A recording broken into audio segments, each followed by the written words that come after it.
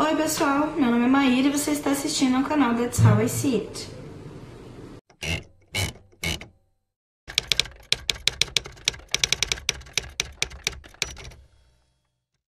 Oi gente, estou de volta. Hoje eu vou falar sobre um dos meus temas favoritos, a Segunda Guerra Mundial. Eu tenho uma série de livros que eu li recentemente. O meu projeto era ter postado esse vídeo em abril, infelizmente eu não pude. Por que abril? Abril é o mês em que foram lançadas as duas bombas atômicas de Hiroshima e Nagasaki no Japão. A Little Boy e a outra não me lembro o nome. Então meu plano era fazer uma homenagem aos sobreviventes dessa guerra, tanto os japoneses quanto americanos, quanto os judeus, enfim. Os russos, todo mundo, né? É uma parte muito triste da nossa história. Mas enfim, como eu não pude fazer isso antes, eu vou fazer isso agora.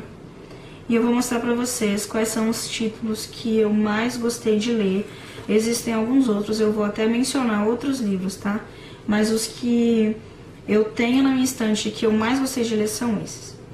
Primeiro eu quero mostrar pra vocês dois livros que são relatos pessoais de sobreviventes do nazismo, tá? Sobrevivente entre aspas. O primeiro é um livro obrigatório pra quem gosta do tema, O Diário de Anne Frank. Essa edição aqui, gente, na realidade esse livro ele tem 3 edições. Uma que eles chamam de A, a B e essa que é a C. A edição A foi lançada em 1947, muito recente do acontecimento todo. Quem editou foi o pai da Anne Frank. Então, tentando preservar a memória da filha, ele acabou retirando algumas partes do livro, do diário dela, né? Pra tentar amenizar, enfim. Acho que era muito recente no coração dele, deveria ser realmente muito sofrido ler tudo aquilo que a filha escreveu, né? É um relato muito bonito. Ele não tem, assim, fatos históricos, né? Tipo, ele não numera fatos históricos, assim, não. É o diário de uma adolescente durante um período terrível, né? Ela morou, na realidade, na Holanda. A gente pouco ouve falar, né? A gente sempre ouve falar muito sobre o Japão, a gente ouve falar muito sobre a Alemanha, mas toda a Europa sofreu muito naquela época, especialmente os países que foram dominados pelos nazistas, né? Ela era holandesa, judia, teve que se esconder muito tempo num prédio que eles chamam de anexo secreto, talvez até para dar um ar menos sério para a situação, né? Porque ela entrou muito criança nesse exílio, né? Quando ela saiu de lá, ó, o último relato que ela tem é de 1944, 1º de agosto de 1944. E o primeiro relato é de 42, junho de 42, então são 2 anos, né, vivendo em exílio. Ela, a família dela, uma família de um sócio do pai dela, né, na fábrica que eles trabalhavam, e um dentista que também era judeu, que era o dentista da família, todo mundo conhecia, eles resolveram colocar eles lá. O mais interessante é que nesse livro você percebe como muitos alemães também estavam contra o nazismo, né, tipo, os próprios arianos não concordavam com tudo aquilo. Muita gente ajudou eles, muita gente mesmo, arriscando a própria vida, a própria saúde, a segurança da própria família, para tentar salvar pessoas que muitas vezes eram apenas conhecidos, né? É um relato muito bonito, gente. Quem gosta, olha o tanto de marcador que eu tenho aqui. Eu já mostrei esse livro várias vezes, toda vez que eu posso eu mostro ele, ele é muito bonito, gostei bastante. O outro é esse aqui, Claraboia Sem Luar, do Edward Stuback. Esse sobrenome é conhecido aqui no Brasil porque a gente tem um ator global chamado Dan Stuback. Edward Stuback é o avô dele, avô ou bisavô, agora me falhou a memória, mas enfim. Ele também foi um judeu que passou 700 dias num sótão na Cracóvia, que era o principal reduto de rebelião contra os nazistas, né?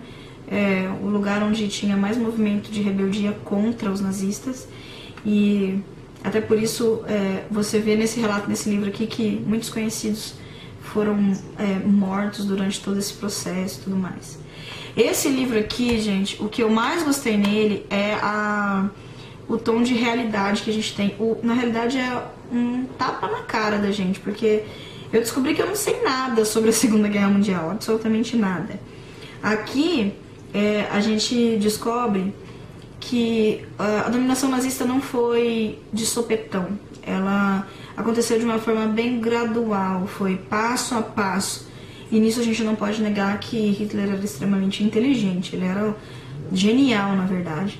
Infelizmente, a genialidade dele se transformou num rancor muito grande contra os judeus, né? Mas enfim, o que ele fez não tem explicação, gente. Quer dizer, não tem justificativa. Tem explicação e não tem justificativa. Não vão pensar que eu gosto da Segunda Guerra Mundial e que eu apoio o nazismo, não, tá?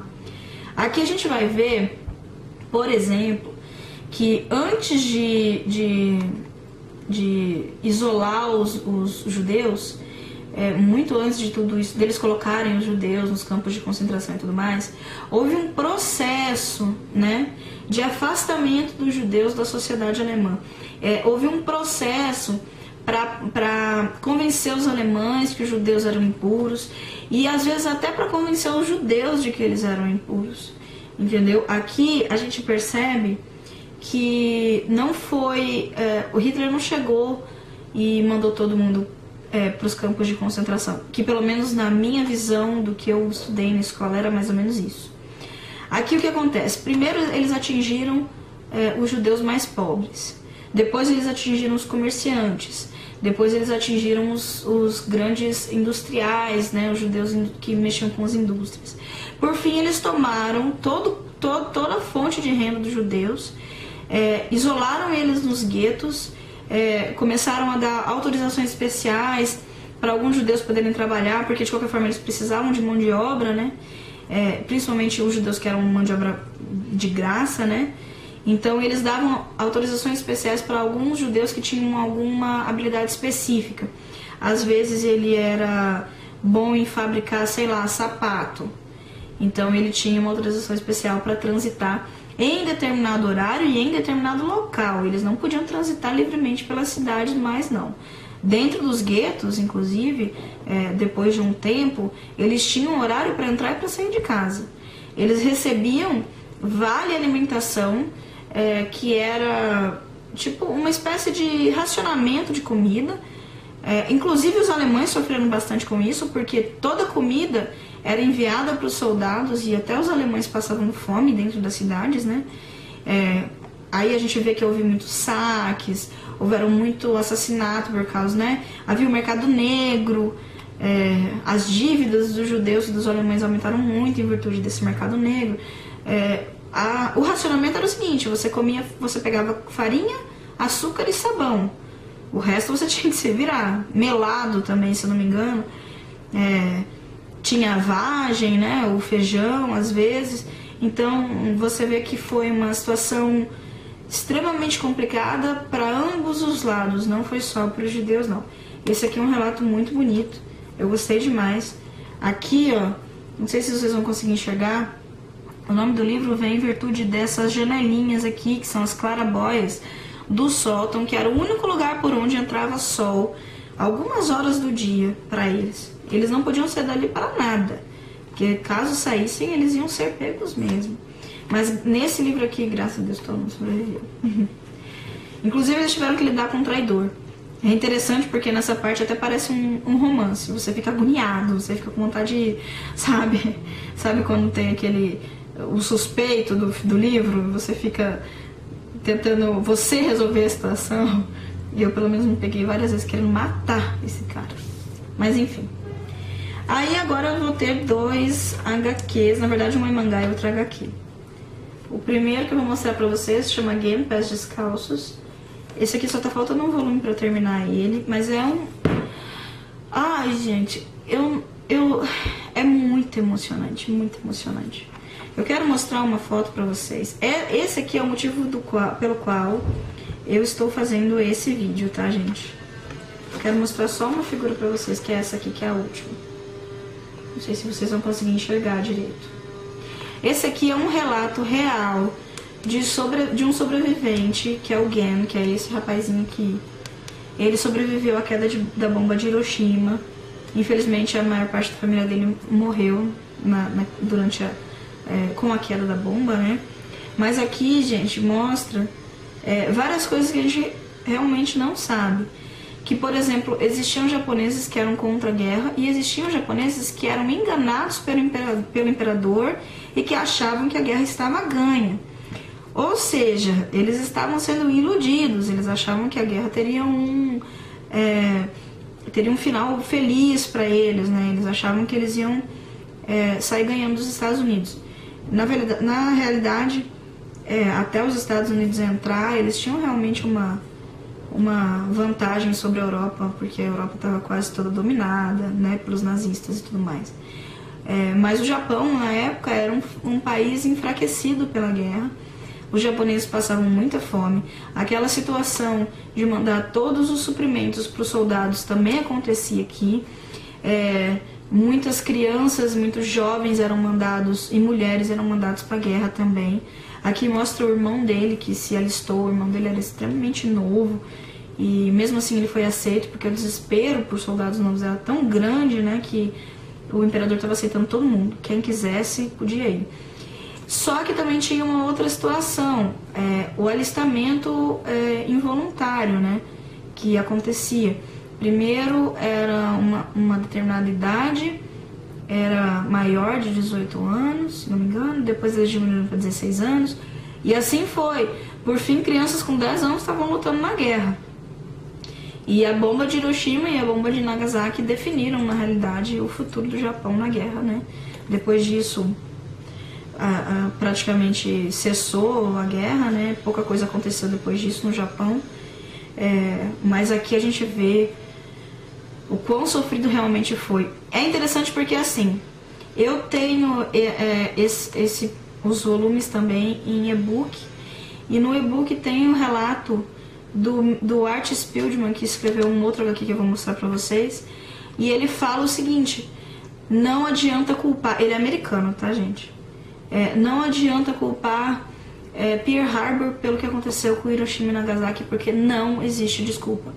E realmente, gente, não existe desculpa para o que aconteceu aqui. Infelizmente, muitas pessoas pagaram pelo erro de algumas, né? Que a guerra não foi... Com certeza a população japonesa, a população norte-americana, a população da Europa não pediu a guerra. E foi eles quem mais sofreram, né? Nós no Brasil também sofremos, que a gente lê pouco a respeito da Segunda Guerra Mundial no Brasil, tá? Eu até tenho um título que eu ainda não li, que fala a respeito disso. O outro HQ que eu vou mostrar pra vocês é um HQ maravilhoso. Olha que coisa mais linda, gente. Chama-se Maus. É o relato do pai do Art Spiegelman, eu não tenho certeza. O pai dele era judeu e lutou contra o nazismo, foi um soldado judeu contra o nazismo na Polônia. A Polônia era o lugar assim que teve mais, que foi o foco, né? Foi a base, foi onde tudo explodiu, teve uma repercussão muito mais forte na Polônia. E o pai dele inclusive foi preso e foi para um campo de concentração. Só que ele sobreviveu. A mãe dele não sobreviveu. Então conta todo o relato. Gente, eu acho lindo porque olha só, tá vendo esse gatinho aqui? Esses são os nazistas e os ratos são os judeus. Não existe definição mais propícia, né, para a situação. É realmente uma briga de gato e rato. E a força, apesar de eles terem perdido a guerra, a força era toda dos nazistas, né? Em questão de armamento, de contingente de soldados, eles estavam com toda a força. Graças a Deus não foi assim que terminou. Aqui, ó, a gente pode ver, ele foi ganhador do prêmio Pulitzer, esse HQ. É um relato completo. Eu tava conversando com uma amiga num grupo, eu vou deixar o link aqui do grupo, que eu sou administradora. Ela me disse que a edição que ela tem é em vários volumes, eu não sei se 2 ou 3. Essa edição que eu tenho, gente, é uma só. Mas eu achei lindo, porque olha, até o mapinha aqui da Polônia tem, ó, tá vendo? Aqui também, ó. Cadê? Tem um outro lugar que tem um mapa aqui. E olha que lindo, gente. A arte gráfica, quem fez os desenhos desse HQ é o Art Spiegelman. Ele fez tanto a história, na realidade ele editou a história do pai dele, né? E também fez os desenhos. É muito lindo aqui, muito lindo mesmo, tá? Esse é um HQ que vale muito a pena. Não me arrependo de ter comprado ele. E é com certeza uma releitura muito próxima pra mim. Agora eu vou falar de um romance, Criança 44, do Tom Rob Smith. Esse livro aqui eu comprei ele no estante virtual, se não me engano. Isso. Ele veio usado pra mim, mas ele veio em ótimas condições, ótimas mesmo. Aqui você tá vendo também que tem várias marcaçõezinhas dele também. Esse livro aqui é um romance que é ambientado na União Soviética do pós-guerra. Só que ele tem vários fatos históricos no meio. Ele conta como era a União Soviética depois da guerra. Ele conta como foi a União Soviética durante o governo do Stalin e depois dele ter morrido, o que aconteceu depois daquilo, né? Que foi realmente um golpe na Rússia. Enfim, o Stalin era um cara extremamente ditador e opressor, e um dos objetivos dele era mostrar pro resto do mundo que a União Soviética era um país progressista e que estava evoluindo, quando na realidade não era nada disso, ele só estava colocando os problemas por baixo dos panos. O que acontecia muito era confissões baseadas em tortura, enfim. E o que acontece nesse livro é exatamente isso. Um assassinato acontece, eles não consideram assassinato, inclusive o personagem principal, ai meu Deus, esqueci o nome dele agora, Liev. Aqui o único problema desse livro são os nomes russos, tá? Porque eu realmente esqueci, porque é um nome diferente, assim. Liev e a Raíssa, é o casal desse livro aqui, desse romance aqui. Aqui acontece um assassinato, que eles não consideram assassinato. O Liev chega à conclusão de que foi um acidente, uma criança aparece morta num trilho de trem. E apesar das especificidades desse acidente, entre aspas, não existe assassinato na União Soviética nessa época. Nada é considerado assassinato. Só é assassinato se existir um culpado perfeito, né? No caso, um suspeito que você tem certeza que tem... É sempre um cara que tem alguma coisa contra o governo, ou que tem algum problema mental, ou que, né, enfim. Mas não existem não existe pra eles aqueles assassinatos de serial killer e tudo mais. Acontece que, na realidade, isso está sendo tudo escondido. E o Liev é iludido pelo governo. Ele acredita que ele está fazendo um determinado serviço público que não é. Ele entrega uns suspeitos, eles falam, aquele fulano de tal é suspeito de tal crime. Ele pega o suspeito e leva pro departamento de justiça lá, que eu não lembro o nome. Acontece que o cara confessa sempre. Então ele tem certeza que ele está sempre pegando o culpado realmente por aquele crime. O que ele não sabe é que para a pessoa confessar, o cara é torturado muito antes de assumir a culpa por uma coisa que muito provavelmente ele não fez. Então, quando ele descobre tudo isso, ele começa a pôr em xeque tudo que ele sabe sobre o governo russo. E nesse meio tempo, Stalin falece, né? E o governo fica por um tempo nas mãos dos grandes comandantes do exército, da polícia. Enfim, é aí que é ambientada toda aquela situação. E ele quer descobrir quem matou aquela criança. No começo do livro é muito interessante porque o pai da criança fala que não foi um acidente. Ele chora pro Liev, mas mesmo assim o Liev tem certeza de que o que foi passado para ele é a realidade.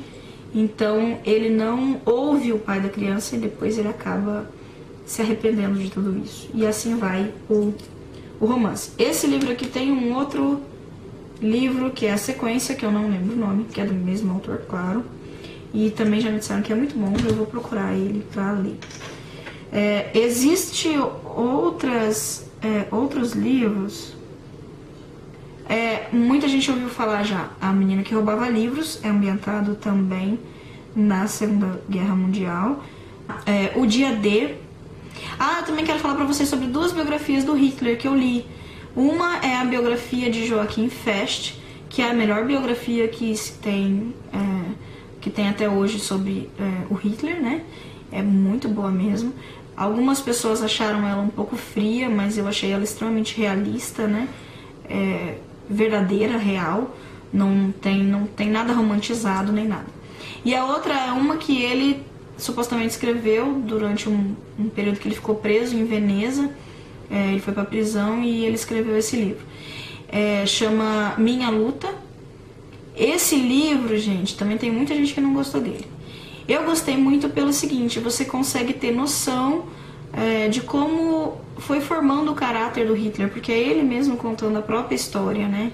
Então você vê que ele era uma pessoa normal, né? E depois que ele passou por alguns problemas, ele chegou a passar fome quando ele se mudou para Veneza, ele foi recusado em várias escolas, inclusive escolas de arte, que a gente já sabe disso, né? Muita gente culpa esse fato, mas não é só esse fato não, tá, gente? Hitler era uma pessoa com uma consciência política muito forte. Ele participou de todo o período de sindicatos em Veneza.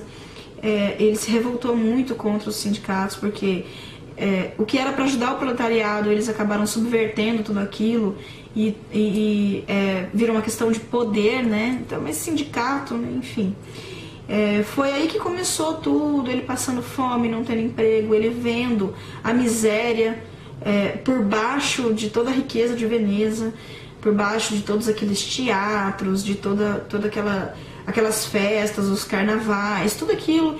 Ele via de perto que era uma camada sobre a miséria, na verdade, era um disfarce sobre a miséria. Ele via a sociedade de uma forma diferente. A cabeça do Hitler funcionava de uma forma muito estranha, assim, sabe? Era muito rápido o pensamento dele. Muitas vezes você vê que ele não passava de uma criança mimada e que teve um brinquedo negado, sabe? Quando tira um brinquedo da mão da criança e põe ele de castigo. Então, Hitler é um mimadão. É a única coisa que eu sei falar sobre ele. Mas as duas biografias são excelentes, tá? Eu gostei muito das duas. Joachim Fest é o autor da biografia Hitler, que todo mundo fala muito bem. Inclusive, ele tem um outro livro chamado No Bunker de Hitler, que também dizem que é muito bom. Eu não li, eu só li um pedacinho dele e não consegui pegar ele pra terminar de ler, tá? Aí nós temos outros títulos. Inferno, Mundo em Guerra, que eu sei que eu ainda vou ler esse livro. Filhos do Éden, do Eduardo Spohr, também é ambientado na Segunda Guerra. O Anjo de Hitler, muita gente já ouviu falar. A Menina que Roubava Livros, que eu já citei. Eu tenho também, eu já li, eu esqueci de mencionar aqui, A Lista de Schindler também, que é excelente, inclusive é uma adaptação cinematográfica muito boa. Eu tenho ele só em edição pocket, eu não gosto muito, enfim. Mas é um livro excelente, muito bonito. Conta a história também de uma pessoa que tentou ajudar os judeus, né? Ken Follett escreve bastante ambientado nesse tema. Que mais, gente? Tem A Sombra do Vento também, é um romance muito bonito. Eu não consigo me lembrar o nome da sequência de Criança 44, mas eu posso colocar ali embaixo pra vocês, tá? Enfim, gente, tem muitos livros a respeito do assunto. Há algum tempo atrás me perguntaram isso no grupo, me perguntaram não, né? Fizeram uma pergunta e eu respondi com os livros que eu mais gostei. Dos que eu mostrei pra vocês, só falta a Lista de Schindler, que eu amei também, tá? Gente, é basicamente isso. Eu queria falar sobre a Segunda Guerra Mundial. Todos esses livros são lindos, tá? Todos eles valem muito a pena. Com exceção de Clarabóia Sem Luar, eu acho que todos são fáceis de achar. Clarabóia Sem Luar, gente, é um livro raríssimo, ele teve pouca tiragem, eu paguei muito caro nele. Mas eu não me arrependo mesmo, porque ele é um livro excelente. Eu procurei por ele durante uns 2 anos e meio, mais ou menos. Quem achou pra mim, e foi a minha primeira compra no estante virtual, foi a minha amiga Juliana. Beijo, Ju. Ela que achou pra mim, inclusive ela tem um dele também. É muito lindo, vale muito a pena, tá? Gente, um beijo pra vocês. Muito obrigada pela paciência. Em breve eu volto com mais vídeos, tá? Não se esqueçam de participar da promoção que vai sortear o livro de Stephen King, Misery, uma reedição de Louca Obsessão, que a Suma das Letras lançou agora. Eu e o David estamos sorteando, tá aqui embaixo os links, tá bom? Um beijo e até mais, obrigada.